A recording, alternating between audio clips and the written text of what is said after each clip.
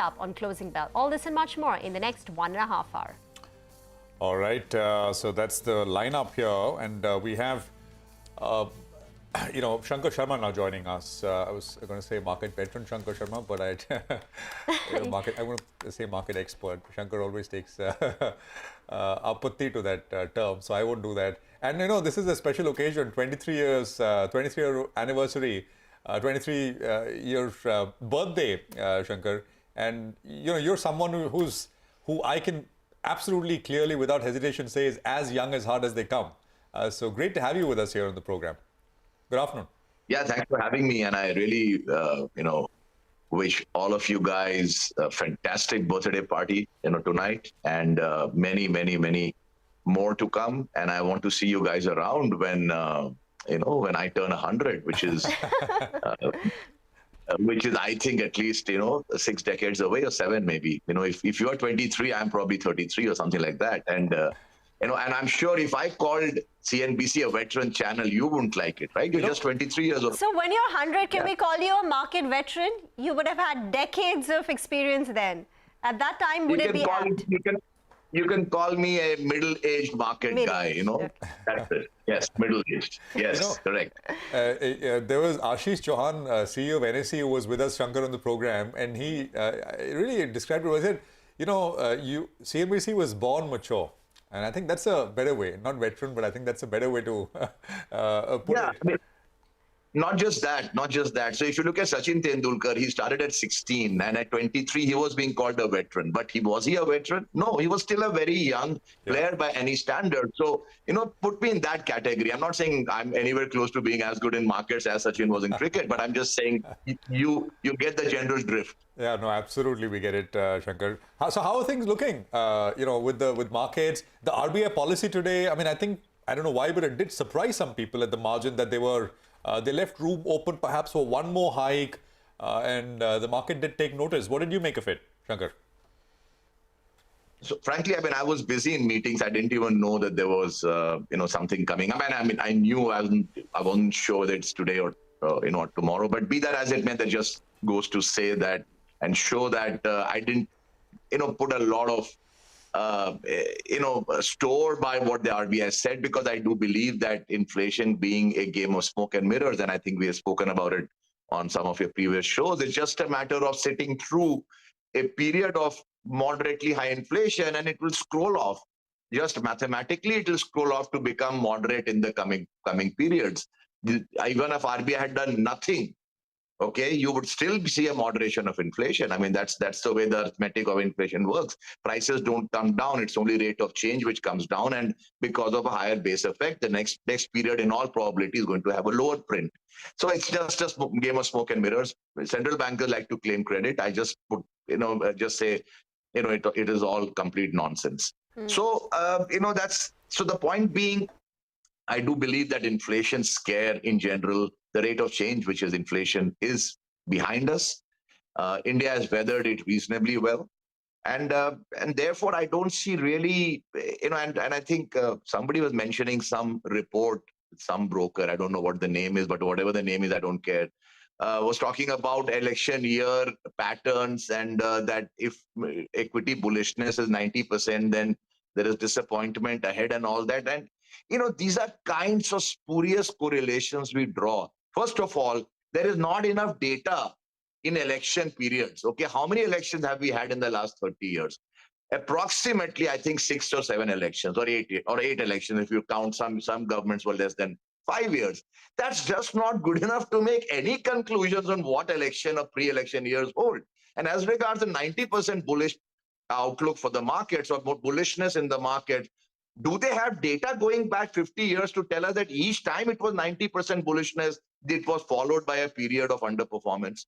So we just pick and choose things that suit our point of view. And the point of view right now is that India is expensive, and I don't know on what metric they call it expensive. And therefore, India needs to underperform. And therefore, we will pick data points to suit that point of view, irrespective of whether the data makes sense or not. My view is simply that 2023 is going to be even better than 2022. Shankar, we've got our colleague Nigel D'Souza as well, who's now at the Bombay Stock Exchange. Hi, Nigel. How's the mood over there? Okay, I don't think he can hear me. All right, we'll try and connect with him, but he's there on location in the morning. He was at the National Stock Exchange, and now we're celebrating at the BSE as well. Shankar, irrespective of what happens at the aggregate level, whether the index moves up 5%, down 5%, valuations are at one standard deviation above historical levels, etc., it also boils down to the stocks that you select, the sectors, the themes that you bet on. Tell us, at the current stage, which are the themes which are looking interesting to you now? I've been consistent on the one theme, and which is that, small companies will beat the daylights out of large companies. You can see the big headline index companies that were the old favorites have gone nowhere. So an HDFC Bank or an Asian Paints or a Lever, and many others. They've done precisely nothing for 2 or 3 years, and 2 or 3 years of flattish returns is a lot of money to leave on the table. So the Nifty's performance has been driven in large part by the outlier pack, which is the Adani Group, more than the old favorites. So I stick to my point of view that India is a collection of many markets. A $3 trillion economy, or maybe $3.5 trillion economy, means each region is $700-800 billion, which means that each region is equal to the GDP of Saudi Arabia. It's equal to the GDP of Turkey. A single region in India, if you were to look at the Western or the Northern, which is $700-800 billion, these are equal to very large size economies in their own right. And therefore, the play is very simply go and pick companies that are servicing these regional plays rather than look at pan-India. Not to say you should not, but I'm just saying the opportunities the undervalued, undiscovered opportunities in regional plays is just humongous. And every single day, I come across players and companies which are very strong in their neck of woods. So that's really where my focus is. Small companies, regional plays, in my view, will deliver stellar returns. Hi, Shankar. Good afternoon. As you have been maintaining that the way to go and the game in town is the small caps, and you're sticking to that point. So let's see how 2023 goes. But Shankar, in the past, we've had this discussion about these new age themes, and you've asked us, what about them? There was many people who had totally disowned them, but post that price correction, are some of these businesses become, at least could you give it a second look? Will you be looking to get in at some point of time? Any of these themes, you've got a handful, 4 or 5 of them that are listed. Well, there are two things here, Nigel. First of all, when they were going to do the IPO, I was very enthused that India for the first time had started welcoming tech companies instead of their being forced to migrate to Hong Kong or to the Nasdaq exchanges. So India is their natural home, and they ought to list in India. But these companies misuse and abuse that opportunity by crazily overpricing their offerings. This path, if you can call it that, will remain on them for a while to come. Market में जो ये पाप और पुण्य होता है ना, उसके बाद वो 14 साल का बनवास होता है. So you have to spend not 14 साल, but at least 14 quarters, repenting for the sins you have committed. And therefore, it's the fitness of thing that I must mention that there is a tech company I invested in, nearly a year back, which is IPOing, I think, next week. It's a company called Dronacharya. It's into the drones and the drone training. And when I criticized the tech offerings a lot, so I said I must practice what I preach, and I insisted to management that we must price this offering for this company at the same price at which I bought it nearly 1 year back when it was pre-revenue.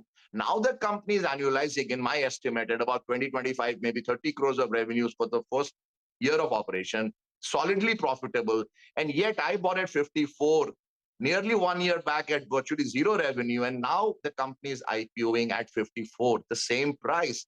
To my mind, that is a new normal in IPO pricing because the tech companies have abused that. The last thing I want to do is that a company I've invested in should go and abuse the same privileges the market accords to new age companies. So I think the new age companies will still need to spend time in Banvas for some time to come. I don't think they're going to become hot favorites anytime soon. I'm fairly certain about it. But are they at least, will they bottom out? It's also process, right? I mean, bottoms are not made in one day, but is that process on, you think, Shankar? With some of these names, will that happen during the Banvas that as you described it, over the next several months? I mean, yeah. I mean, it's hard to put a bottom to a lot of these companies because the valuation bottom doesn't exist as far as I can see. I mean, most of them are still hugely loss-making. You can only argue the losses narrowed, and some company which sells lipstick or something, they are moderately profitable, I think 4-5 crores of profit, and still supports a market cap of, I don't know, 40-50,000 crores. So it's still completely bonkers. So there is no valuation support whatsoever. So even if they become profitable, it'll actually become worse for them, because then we will start to apply normal price to earnings multiples, and most of them add forward multiples. Even if they become profitable, are still 200, 300, 400 times earnings, assuming they become profitable. So you can buy a trade here. I'm not so sure whether the bottom has been made in a number of these companies. Any recent additions in the small cap universe for you, Shankar? What is publicly known is what I can talk about. So, I'm very bullish on real estate. I have bought a company called Rama Pipes about, I think, 3 months back. Stock has done very well. I'm bullish because that again is a play on the real estate market. I've invested in a company called Kamdhenu, which is again it's making TMT bars, again a real estate play, or let's say overall construction play. And I invested in a company called Sumit Woods, which is again the thematic is the same, that they service basically northern suburbs of Mumbai.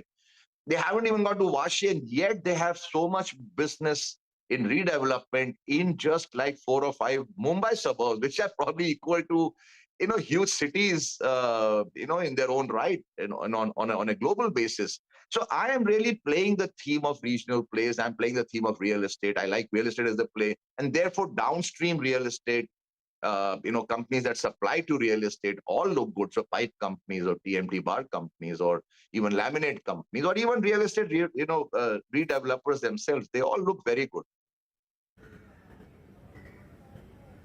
All right. Shankar, tell us more about that Kamdhenu investment. They have that paint business as well, I think, if I remember correctly, in there, and they were looking to unlock value. Run us through a few more data points out there. So they have demerged that. So it's not the paints business that I've invested in. It is actually the bars business, and they have an interesting model. It's a very asset light model. They run a franchise business. So while you can technically call it a manufacturing company, they actually are a collection of companies. So I like the model. The ROEs are, I think, maybe 25-30%, which is fantastic for a business of that kind. It's a very old company. It's a decent brand. I'm sure a lot of us have heard about it in the 90s as well.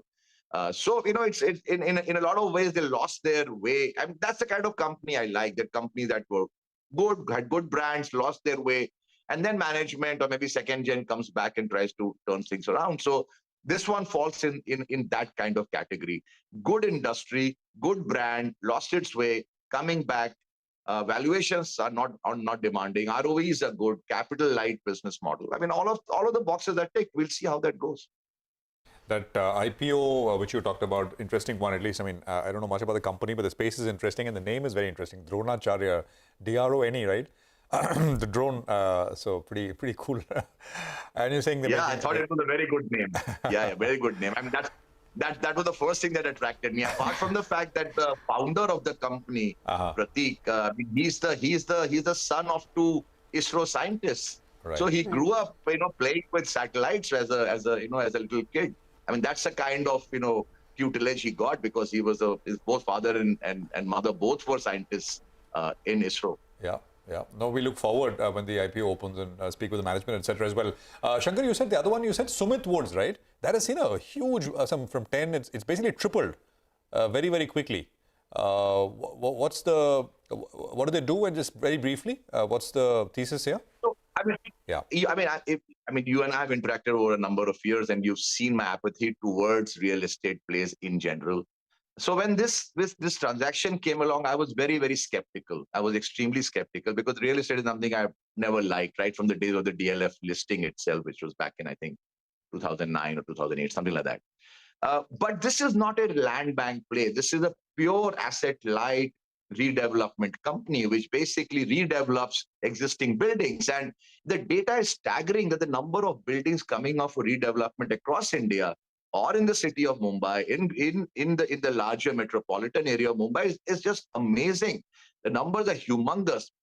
So your risk is fairly low. Your balance sheet is fairly light. The chief business officer, he's a young chap, 30-35 years of age. Bhushan. I mean, he's a Harvard returnee. Really well run, very conservative management, Maharashtrian management, conservative, not leveraged. They listed, several years ago.